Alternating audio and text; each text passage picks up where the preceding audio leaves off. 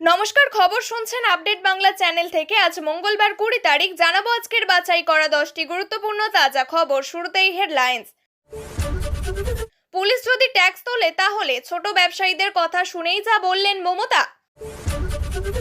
বাংলাদেশকে ভাতে মেরেছে ভারত, স্থলবন্দরে বাণিজ্য বন্ধ হতেই আলোচনার আর্জি ইউনূসের।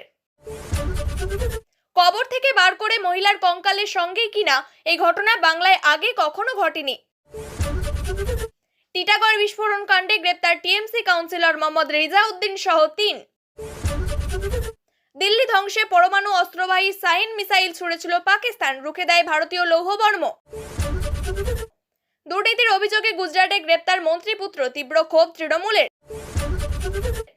সুপ্রিম রায় অমান্য করে পরীক্ষা না দিয়ে স্কুলে ফিরতে চান চাকরিহারারা, আন্দোলন নিয়ে কি বলছেন ব্রাত্য। পেহেলগাঁও কাণ্ডে জঙ্গিদের কি খবর, নিহতরা নাকি পাকিস্তানে পালিয়েছে, অভিষেকের প্রশ্নে কি বলল কেন্দ্র। এবার আসছি বিস্তারিত খবরে। শিলিগুড়ির দীনবন্ধু মঞ্চে শিল্পপতিদের সঙ্গে বৈঠকে মুখ্যমন্ত্রী মমতা বন্দ্যোপাধ্যায়। উত্তরবঙ্গের জেলাগুলির বিভিন্ন বণিক সভার সঙ্গে শিলিগুড়িতে নর্থ বেঙ্গল বিজনেস মিট 2025 থেকে পুলিশের উদ্দেশ্যে কড়া বার্তা দেন মমতা। পুলিশের টাকা তোলার বিষয়টি উঠে আসে তার কথায়। এদিনের সভায় একাধিক শিল্পপতি তাদের ব্যবসা এবং তা বৃদ্ধির প্রয়াস পরিকল্পনা নিয়ে মুখ্যমন্ত্রীর সঙ্গে বিস্তারিত আলোচনা করেন। কার কোথায় কোন ক্ষেত্রে অসুবিধা হচ্ছে সেই বিষয়টিও মুখ্যমন্ত্রী জানান। বৈঠক থেকেই সেই সমস্ত সমস্যার অধিকাংশের সমাধান বাতলে দেন মুখ্যমন্ত্রী। এরকমই এক ছোট ব্যবসায়ী মুখ্যমন্ত্রীর কাছে একটি বিষয় তুলে ধরেন। তিনি বলেন, রাস্তায় শিল্পপতিদের গাড়ি যখন যায়, টোল ট্যাক্স, জিএসটি, পুলিশ ইত্যাদির হয়রানিতে কাস্টিং বেড়ে যায়। এটা গোটা দেশ জুড়ে, আর আমাদের চরম কষ্টকর একটা ব্যাপার হয়ে দাঁড়িয়ে গিয়েছে। গাড়ি ভাড়াও বেড়ে গিয়েছে। ওরা যদি কোনো জায়গায় 100 টাকা খরচ করে আমাদের কাছে 500 টাকার কথা এসে শোনায়। ওই ব্যবসায়ীর কথা শেষ হওয়ার আগেই মুখ্যমন্ত্রী বলেন, টোল ট্যাক্স, জিএসটি পুরোটাই কেন্দ্রীয় সরকারের। এখন তো একটাই ট্যাক্স, আগে রাজ্য নিত, রাজ্যের হলে আমি এখনই বলে দিতাম আমি নেব না। তবে আমরা একটা অনুরোধ করে দেখতে পারি, কেন ছোট ব্যবসায়ীদের ছাড় দেওয়া হবে না। কিছুটা থামার পর তিনি বলেন, তবে পুলিশ যাতে কোনো ট্যাক্স না নেয় সেটা দেখার দায়িত্ব পুলিশের। পুলিশের ভূমিকা নিয়েও এর আগে ক্ষোভ প্রকাশ করতে দেখা গিয়েছে পুলিশ মন্ত্রী মমতা বন্দ্যোপাধ্যায়কে। পুলিশের বিরুদ্ধে এর আগেও টাকা তোলার অভিযোগ সামনে এনেছেন ছোট ব্যবসায়ীরা। তার জেরে একাধিকবার প্রতিবাদে সামিল হয়েছেন ছোট গাড়ির চালকরাও। আর এবার মুখ্যমন্ত্রীর সামনে সরাসরি তুলে ধরা হলো সেই বিষয়টি। বাণিজ্যে ঘা খেয়ে এবার নড়ে চড়ে বসলো ইউনূসের বাংলাদেশ। স্থলপথে পণ্য রপ্তানিতে নিষেধাজ্ঞা জারি হতে অন্তর্বর্তী সরকারের তরফে আর্জি জানানো হলো আলোচনার মাধ্যমে সমস্যা মেটানোর।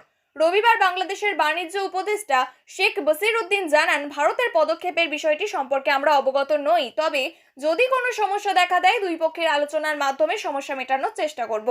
এই ইস্যুতে রবিবার বাণিজ্য উপদেষ্টা শেখ বসিরউদ্দিন বলেন, ক্রেতা এবং ব্যবসায়ীদের স্বার্থে ভারত এবং বাংলাদেশের মধ্যেকার ব্যবসা চলমান থাকবে। ভারতের পদক্ষেপের বিষয়ে আমরা এখনো অফিসিয়ালি কিছু জানি না। আমরা আনুষ্ঠানিকভাবে জানার পর পরবর্তী পদক্ষেপ করতে পারবো। যদি সমস্যা দেখা দেয় বা তৈরি হয় তাহলে উভয় পক্ষ আলোচনা করে সমাধানের চেষ্টা করব। স্থলবন্দর দিয়ে বাংলাদেশ থেকে তৈরি পোশাক, প্রক্রিয়াজাত খাদ্যপণ্য সহ অন্তত 7 ধরনের পণ্য আমদানিতে নতুন যে নিষেধাজ্ঞা জারি করা হয়েছে তা ভারতের ব্যবসায়ীরাও ক্ষতিগ্রস্ত হবেন বলে মন্তব্য বাণিজ্য উপদেষ্টার। কার্যত ভারত দিয়ে ঘেরা বাংলাদেশের 95% বাণিজ্য হয় সড়কপথে। রিপোর্ট বলছে, ভারতের এই নিষেধাজ্ঞার কারণে $770 মিলিয়ন বাণিজ্যের উপরে প্রভাব ফেলবে, যা দুই দেশের মোট বাণিজ্যের 42%। সাধারণ সমুদ্রপথের তুলনায় সড়কপথে বাণিজ্যে খরচ অনেক কম হয়। এখন থেকেই এই সমস্ত পণ্য সমুদ্রপথে ভারতে পাঠাতে গেলে বাংলাদেশের খরচ পড়বে অনেক বেশি।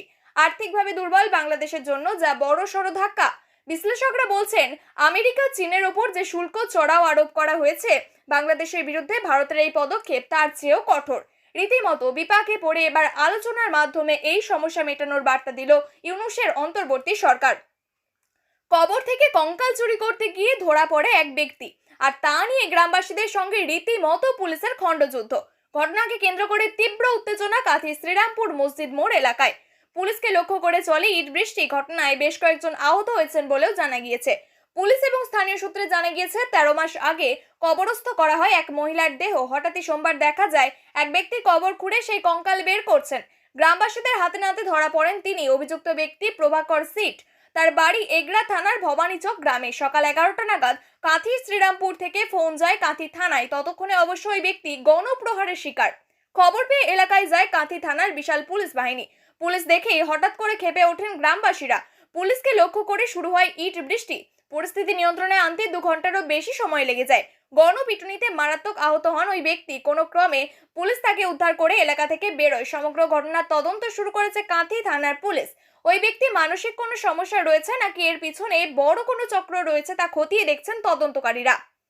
এদিন 7 সকালে বিকট বিস্ফোরণে কেঁপে ওঠে উত্তর 24 পরগনার টিটাগড়ের বাঁশবাগানের একটি ফ্ল্যাটে ভয়ঙ্কর বিস্ফোরণের তীব্রতায় উড়ে যায় ছাদের একাংশ। কংক্রিটের পাঁচিল ভেঙে পড়ে পাশের ঝুপড়িতে। ফ্ল্যাটের প্রমোটারদের অভিযোগ, 5 তলার ওই ফ্ল্যাটটি দীর্ঘদিন জবরদখল করে রেখেছিলেন স্থানীয় তৃণমূল কাউন্সিলর মোহাম্মদ রিজাউদ্দিন ওরফে আরমান মণ্ডল। যদিও সেই অভিযোগ অস্বীকার করেন কাউন্সিলর, তবে তা শেষ অবধি ধোপে রেখেনি। টিটাগড় বিস্ফোরণ কাণ্ডে ওই তৃণমূল কাউন্সিলর মোহাম্মদ রিয়াজউদ্দিন ওরফে আরমান মণ্ডলকে গ্রেপ্তার করা হয়েছে। এই ঘটনায় মোট 3 জনকে গ্রেপ্তার করা হয়েছে বলে খবর। এদিন 7 সকালে হয় বিকট আওয়াজ, ভয়ঙ্কর শব্দে কেঁপে ওঠে উত্তর 24 পরগনার টিটাগড়ের বাঁশবাগান এলাকায় ওই ফ্ল্যাটে ভয়ঙ্কর বিস্ফোরণ হয়। বিস্ফোরণের তীব্রতা এতটাই ছিল যে উড়ে যায় দেওয়ালের একাংশ। কংক্রিটের পাঁচিল ভেঙে পড়লো আবাসনের পাশে ঝুপড়ির ওপর। তবে পুলিশের প্রাথমিক অনুমান, 5 তলার ওই ফ্ল্যাটের শৌচাগারে বোমা মজুত করা ছিল। মজুত বোমা ফেটেই বিস্ফোরণ হয়েছে। কিন্তু প্রশ্ন উঠছে, ফ্ল্যাটে কে বা কারা বোমা মজুত করেছিল, কি উদ্দেশ্যেই বা বোমা মজুত করা হয়? প্রাক্তন বিজেপি সাংসদ অর্জুন সিংহ বলেন, তৃণমূল কংগ্রেসের টিটাগড় কেন, সারা বাংলায় কাউন্সিলর, পঞ্চায়েত সদস্য, পঞ্চায়েত প্রধান এরা সবাই ক্রিমিনাল হয়, কুখ্যাত ক্রিমিনাল। এখানে সেনা ইন্টেলিজেন্সের দরকার আছে এই তদন্তে। ব্যারাকপুর তৃণমূল কংগ্রেস বিধায়ক রাজ চক্রবর্তী বলেন, তদন্ত করে দেখা হবে। ভারতের অপারেশন সিন্দুরে পাকিস্তানকে গুঁড়িয়ে দেওয়া হয় একের পর এক জঙ্গি ঘাঁটি। নিকেশ হয় শতাধিক জেহাদি, যার বদলা নিতে ভারত হামলার ব্যর্থ চেষ্টা করে পাক সেনা।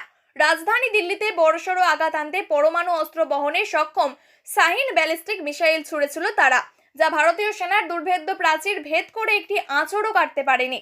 সূত্রের খবর, এমনটাই জানানো হয়েছে সেনাবাহিনীর তরফ থেকে। পাশাপাশি এই বার্তাও দেওয়া হয়েছে যে পাকিস্তান বা অন্য কোনো দেশ যতই আণবিক অস্ত্রের আস্ফালন দেখাক, মুহূর্তের মধ্যে তা রুখে দেওয়ার ক্ষমতা ভারতের রয়েছে।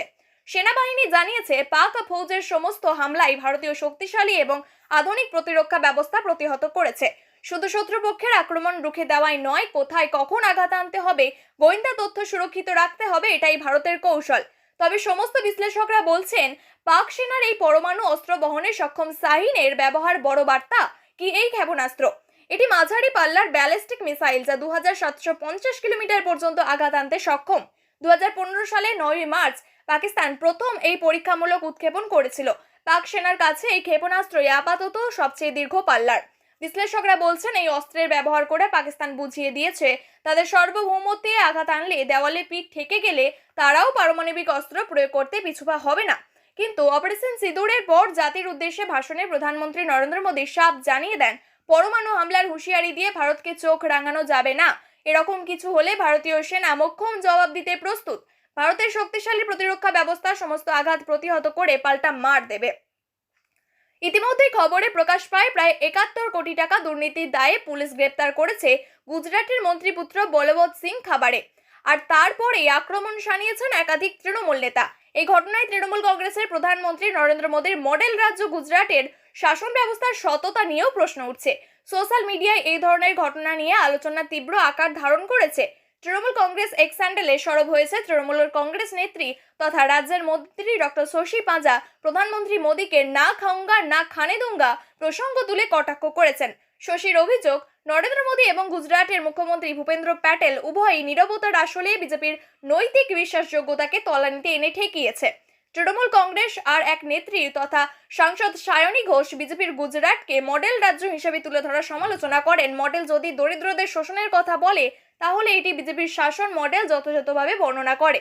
তৃণমূল কংগ্রেসের মুখপাত্র রিজু দত্তও একই কথাই বলেন। রিজু গুজরাটের তুলনায় পশ্চিমবঙ্গের প্রতি কেন্দ্রের সরকারের আচরণের অসঙ্গতি তুলে ধরেন। কেন্দ্রীয় তহবিল বন্ধ করে দেওয়ার চেষ্টা এবং ছোটখাটো অভিযোগের ভিত্তিতে পশ্চিমবঙ্গের বিরুদ্ধে মিডিয়া ট্রায়াল শুরু করার কথা মনে করিয়ে দেন। সেখানে গুজরাটের একটিও দুর্নীতির মামলায় কোনো সাড়া পাওয়া যায়নি বলেই অভিযোগ তোলেন। সুপ্রিম কোর্টের নির্দেশ মানতে চান না চাকরিহারা আন্দোলনকারীরা, পরীক্ষা না দিয়ে স্কুলে ফিরতে চান। কিন্তু শীর্ষ আদালতের নির্দেশে কোনোভাবেই অমান্য করা সম্ভব নয় বলে সাফ জানিয়ে দিলেন শিক্ষামন্ত্রী ব্রাত্য বসু। টিটাগড়ের জেলা তৃণমূল কার্যালয়ে মন্ত্রী ব্রাত্য বসু বলেন, দপ্তরের সচিবালয় থেকে বারবার আন্দোলনকারীদের কাছে জানতে চাওয়া হয়েছিল, কিন্তু লিখিতভাবে তারা কিছুই জানাননি। তখনও যুদ্ধ চলছে, তাই তখন হয়তো কেউ খেয়াল করেনি। তিনি আরও জানান, মিডিয়ার মাধ্যমে আমরা জানতে পেরেছি আন্দোলনকারীরা পরীক্ষা দিতে চান না, সসম্মানে স্কুলে ফিরতে চান, কিন্তু সুপ্রিম কোর্ট যেটা বলেছে তা আমরা কিভাবে অবজ্ঞা করতে পারি? আন্দোলনকারীদের মধ্যেও বিভেদ রয়েছে বলে দাবি করেন ব্রাত্য। তিনি বলেন, যারা বলছেন পরীক্ষা দিতে চান না তারাই কি একমাত্র? আমার কাছে 2,500 থেকে 3,000 শিক্ষকের চিঠি রয়েছে যারা সরকারকে সব রকম ভাবে সহযোগিতা করতে রাজি আছেন, বলছেন সরকার যে পদক্ষেপ নিচ্ছে তাতে সহমত পোষণ করছেন। উল্লেখ্য, এদিন আন্দোলনের লক্ষণ রেখা থাকা উচিত বলে মন্তব্য করেন মুখ্যমন্ত্রী। আন্দোলন থেকে সরে এসে আইনি লড়াইয়ের পথে হাঁটার পরামর্শ দিয়েছেন তিনি। এবার একই সুর শোনা গেল শিক্ষামন্ত্রীর গলাতেও। তাতে কি বরফ গলবে উত্তরকালের গর্ভে? পেহেলগাঁও কাণ্ডের পর অপারেশন সিন্দুরের মাধ্যমে কড়া জবাব দিয়েছে ভারত। এই সামরিক অভিযানের মাধ্যমে পাকিস্তান এবং পাক অধিকৃত কাশ্মীরের 9টি জঙ্গি ঘাঁটি গুঁড়িয়ে দেয় ভারতীয় সেনা। শতাধিক জঙ্গি নিকেশ করা হয়েছে বলে দাবি কেন্দ্রের। এর মধ্যে কি পেহেলগাঁওয়ে হামলাকারী জঙ্গিরা রয়েছে? এবার এই প্রশ্ন তুললেন তৃণমূলের সর্বভারতীয় সাধারণ সম্পাদক তথা ডায়মন্ড হারবারের সাংসদ অভিষেক বন্দ্যোপাধ্যায়। সোমবার নয়াদিল্লিতে বিদেশ মন্ত্রকের সংসদীয় স্থায়ী কমিটির বৈঠক বসেছিল। সেখানে দুটি গুরুত্বপূর্ণ প্রশ্ন করেন তৃণমূল সাংসদ। জানা যাচ্ছে, গতকালের বৈঠকে পেহেলগাঁও কাণ্ড, অপারেশন সিন্দুর এবং তার পরবর্তী নানান ঘটনাক্রম নিয়ে স্থায়ী কমিটির সদস্যদের জানান বিদেশ সচিব বিক্রম মিশ্রি। এই বৈঠকে সব শেষে বলতে চেয়ে অনুরোধ করেন অভিষেক। কমিটির চেয়ারম্যান শশী থাউরের কাছে অনুরোধ জানান তিনি। ডায়মন্ড হারবারের সাংসদ জিজ্ঞেস করেন, প্রতিরক্ষা মন্ত্রী আগেই দাবি করেছেন অপারেশন সিন্দুরের মাধ্যমে 100 জঙ্গি নিকেশ হয়েছে। এর মধ্যে কি পেহেলগাঁও কাণ্ডের হামলাকারীরা রয়েছে? ওই 4 জন জঙ্গি এখন কোথায়? তারা কি পাকিস্তানে পালিয়েছে? তৃণমূলের সংসদের দ্বিতীয় প্রশ্নে আমেরিকার প্রেসিডেন্ট ডোনাল্ড ট্রাম্পের দাবি উঠে আসে। ট্রাম্প দাবি করেছিলেন ভারত পাকিস্তানের মধ্যেকার সংঘর্ষ বিরতিতে তার ভূমিকা রয়েছে। এই ঘটনা সত্যি না হলে তার দাবি খারিজ করতে ভারত সরকার কি পদক্ষেপ নিচ্ছে? আমেরিকাকে কোনো লিখিত প্রতিবাদ পত্র কি দেওয়া হয়েছে? সূত্র উদ্ধৃত করে একটি সর্বভারতীয় সংবাদ মাধ্যমের প্রতিবেদনে দাবি করা হয়েছে, অভিষেকের এই দুই প্রশ্নের কোনো সদুত্তর দিতে পারেননি বিদেশ সচিব বিক্রম মিশ্রি। প্রিয় দর্শক, নিয়মিত সঠিক খবরগুলি সঠিক টাইমে পেতে সাবস্ক্রাইব করুন আপডেট বাংলা চ্যানেলটিকে। ধন্যবাদ।